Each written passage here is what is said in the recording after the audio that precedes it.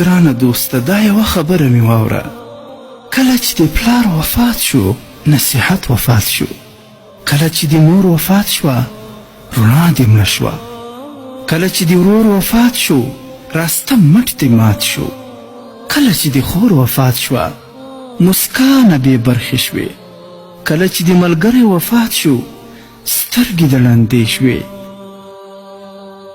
ای ګرانه دوسته، ژوند ډېر لنډ دی، په دې نه ارزي چې دوه مخه اوسو او له چا سره کینه ولرو، او نه په دې ارزي چې له یو بل سره اړیکې پرې کړو. ژوند لنډ دی، سبا به یو یادګار پاته وي، موږ به نه یو. مسکی اوسه چې څوک بد درته رسوي ته ورسره ښه وکړه. موږ نه پوهیږو چې کله به د دې دنیا سره سمون کډه بارېږي.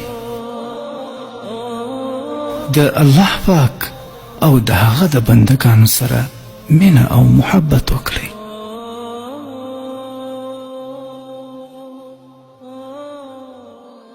محترمو اوریدونکو، د اسلامي او تاریخي عبرتناکو کیسو لپاره زموږ د فیسبوک پاڼه حکایات مصنوي شریف د ثواب په خاطر در سره لایک او